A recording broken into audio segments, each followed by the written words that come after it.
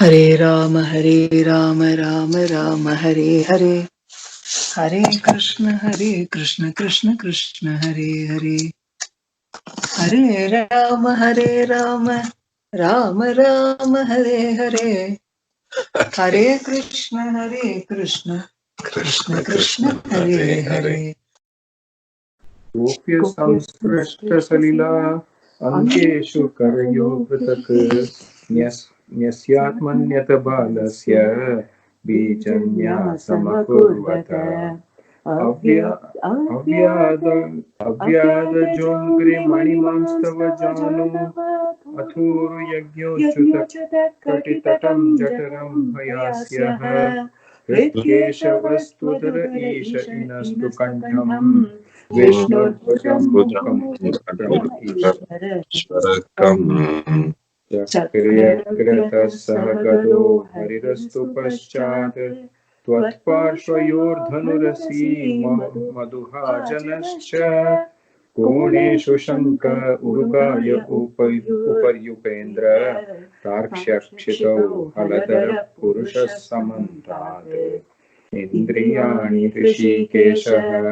प्राणान्नारायणो वतु श्वेतद्वीपपतेश्चेत्तं मनो योगेश्वरोऽवतु वृष्णिगर्भस्तु ते बुद्धिम् आत्मानं भगवान् परः क्रीडन्तं पातु गोविन्दः शयानं पातु माधवः व्रजन्तमव्याद्वैकुण्ठ आसीनं त्वां श्रियः पतिः भुञ्जानं यज्ञभुक् पातु सर्वग्रहभयङ्करः डाकिन्यो यातु धान्यश्च कूष्माण्डायैर्बकग्रहाः भूतप्रेतपिशाचाश्च यक्षरक्षो विनायकाः कोटरा रेवती ज्येष्ठा Putana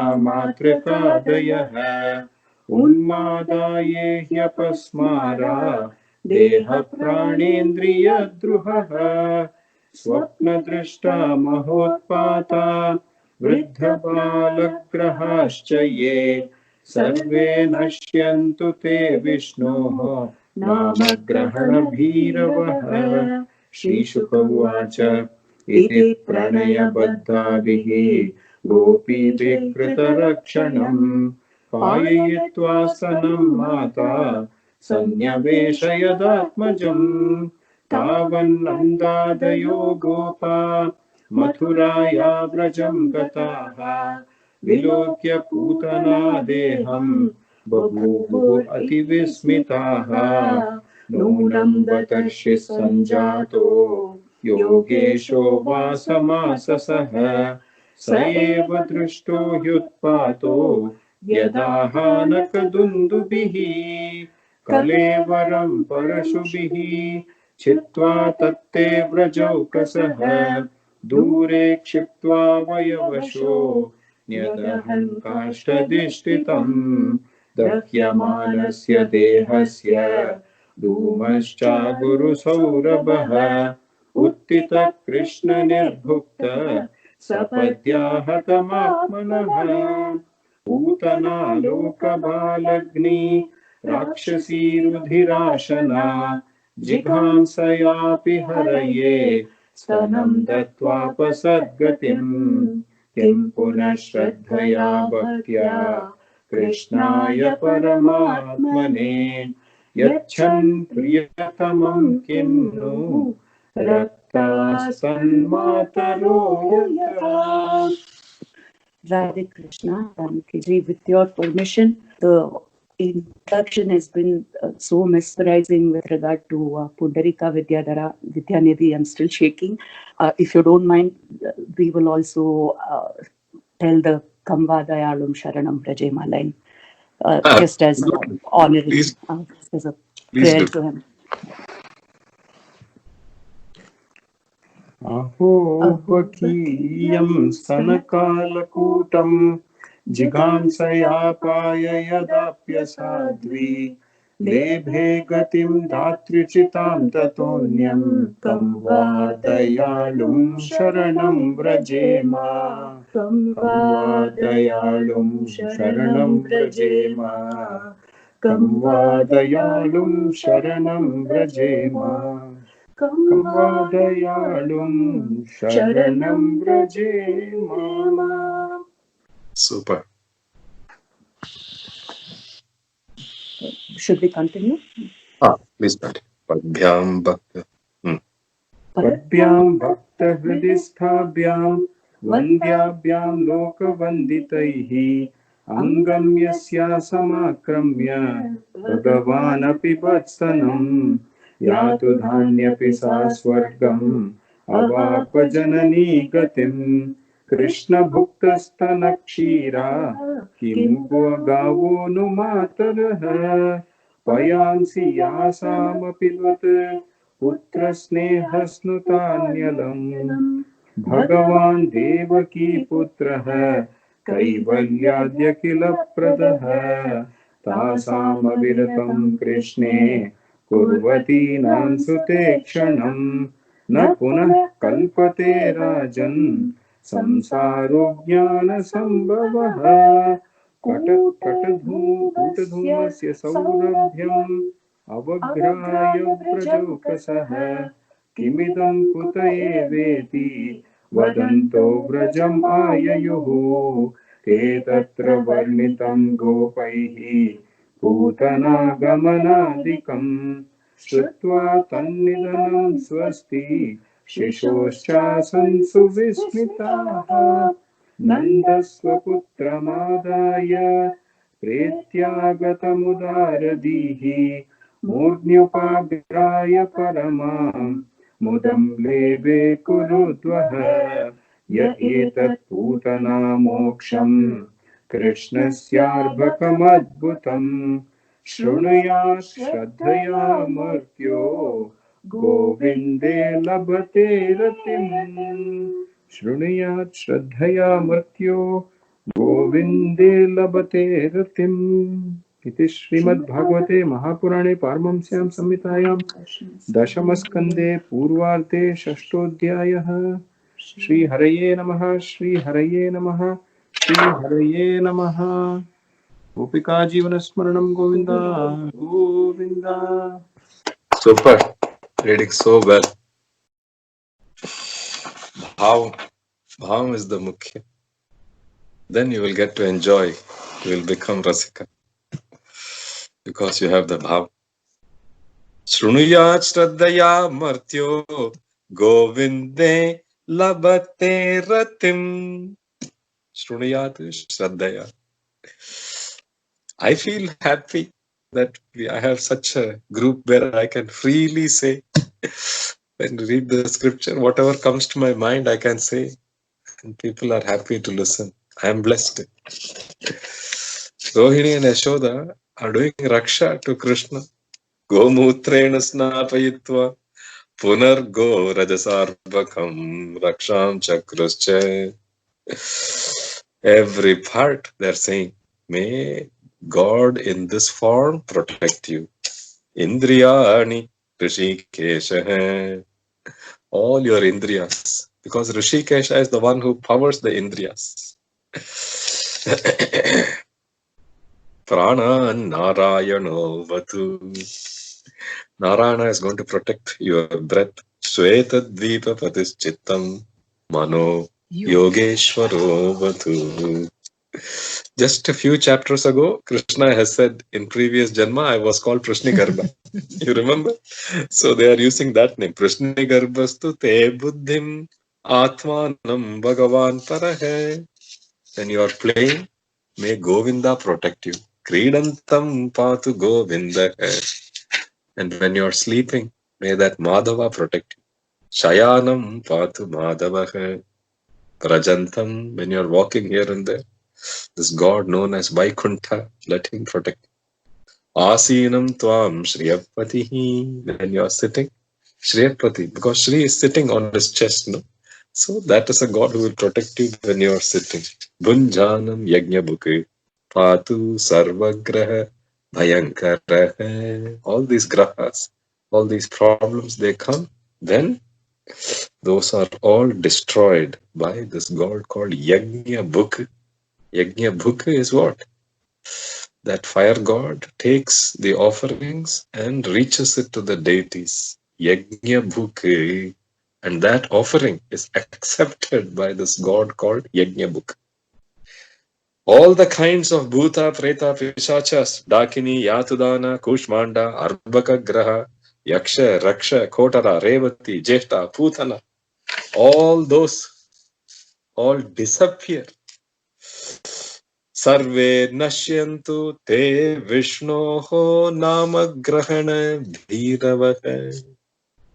The sloka has come that way. It should be Vishnor Namagrahana Bhiravaha Sarve Nashyantu. But here it is saying Te Vishnoho. You. Amay the slokam. They don't know. But slokam has come like that. Sri Sukavacha iti pranaya baddhavihi. Pranaya. Because of affection they are doing. Because of affection they are pouring gomutrena snapayitva, and then they are putting goradasa in each part, invoking some name of that Paramatma. Sahasra nama irukku. Ananta koti nama. Adulenda sala nama eduthu rakshai. So Nanda and so many Gopas had gone to Mathura, no? So the advance party with Nanda has already reached.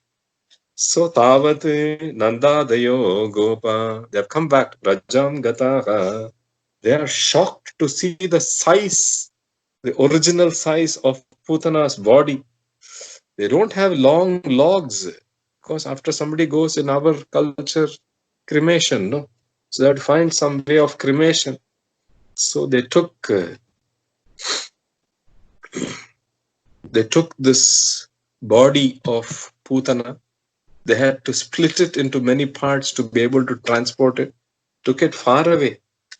From Dure Kshiptva. They took far away and then used some wood to burn the body. Dakyamanasya. Normally what? Rakshasa Shariram should have been smelling bad, but the entire area was filled with great fragrance. Dhumascha agaru saurabha.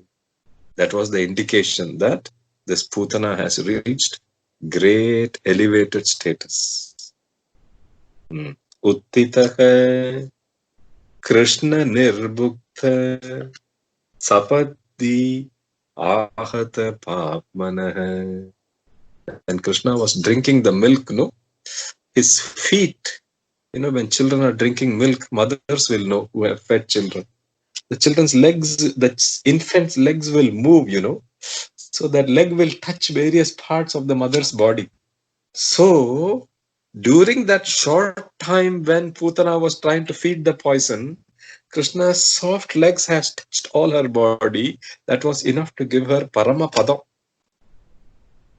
No papa was left for her. Ahata papmanaha Putana loka balagni. Sloka that you saw earlier in the beginning. Putana loka balagni rakshasi. She came, and she came not with a good intention, no worship, no offering. She came to kill Jigam Sayapi Haraye. Because she pretended to have motherly affection. Pretended to want to feed the child. Many things, Vesham Vodradumba, this pretension, disguise is not good. Especially you should never put disguise as a sannyasi. Ravana did. Should never put disguise. Your real sannyasi, okay. Should never disguise yourself like that. But this Krishna, even if you disguise yourself as a devotee, you disguise yourself as he still takes that much karune. Just some excuse to shower his grace. Kimpuna Shraddhaya Bhaktya. Mukundar said, no? Kimpuna Shraddhaya Bhaktya. If then the devotee has true affection, true devotion, Krishnaya Paramatmane Yachanne Priyatamam Kimnu. Why will he not give you everything that you desire? Tanmataro yata Pradhyam Bhakta Hridistabhyam. All Brahma, Shiva, so many deities, they want to touch his feet. And his feet has touched Putana when she was giving him milk. And therefore, even though she was a Rakshasi, even though she had come with bad intention, Yatudani api, Ya Swargam apa, Janani gatim, the place that he would offer a mother, he offered that. Payamsi yasam apibat. What to say of Yashoda, Rohini, all the other Gopi mothers, all the other devotees reading. When we read Dashamaskandha, this is our way of offering our milk to that Krishna. And the Bhavatla padikano. You read Dashamaskandha, every shloka is you as a mother feeding the child the milk that is poshanam for him. Bhagavan kenna poshanam. You offer the Bhagavatam shlokam, that is the portion.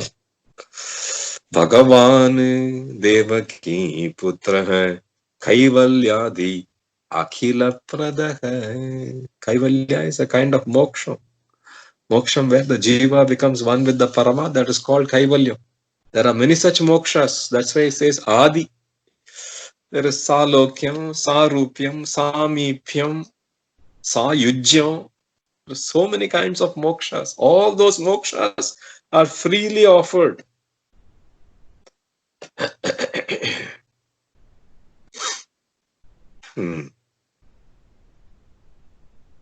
The moment you have that affection, the moment you read Bhagavatam with that anjana, Shraddhaya, Bhaktya, Rasikaha, Bhavukaha, you read it like that, then you are not going to have another birth.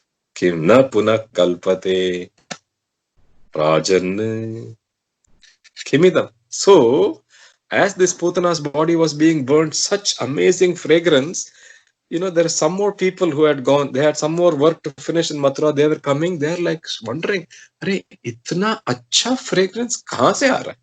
Where am I getting all this amazing fragrance? Kuta dhumasya saurabhyam avagraya. Avagraya means smelling that. They're kimidam, Arey, what is this? All the gopis and gopas who were in Vraja, they are updating Nanda. And the other gopas who had gone to Mathura, they are updating. This is what happened. Shrutvatan nidanam swasti shishosche. That person came to kill the child, but the child is safe. Shishoscha swasti. Tan nidanam. That Rakshasi is dead. Hearing that, this Nanda lifted this child with great affection and pressed the child to his chest and kissed the forehead. Murdni upagraya paramam mudam lebe. Mudam is happiness. Paramam mudam, great happiness. Lebe, he obtained. Who obtained? Nanda obtained. Swaputram, his own child. Shukra Brahma is saying. Just 2 chapters ago, he said Vasudeva brought, all that is gone now. Own child, Swaputram Adhaya. This Putana Moksha and the Adbhuta Leela, few days old child is doing such Leela. Tamadbhutam Balakam. So, Krishnasya Arbakam Adbhutam Shrunuyat, whoever hears the story, Shraddhaya Martyo, Shraddhaya, with great interest, great affection, great devotion, whoever hears this Putana Moksham, the Falashruti is so amazing. You are going to get great devotion, great affection towards this Govinda. Govinde Lavate Ratim शृणुयात् श्रद्धया मर्त्यो गोविन्दे लभते गतिम्। जय जय भागवत देवा जय जय भागवत जय जय राधा कृष्ण स्वरूप जय जय भागवत देवा जय जय भागवत पटुतर मरुभूमौ चरतां पथि पथि परिपतताम् प्रतिपदललितं त्वां त्यक्त्वा परमसुखं कुतः देवा जय जय भागवत परमपदे भगवान् भक्त परिपालन गुणवान् कमलभवाय कृपया त्वां निज कमलमुखेन ददौ देवा जय जय भागवत नव नव रसभरितं दिव्यं नारायणमुखगलितं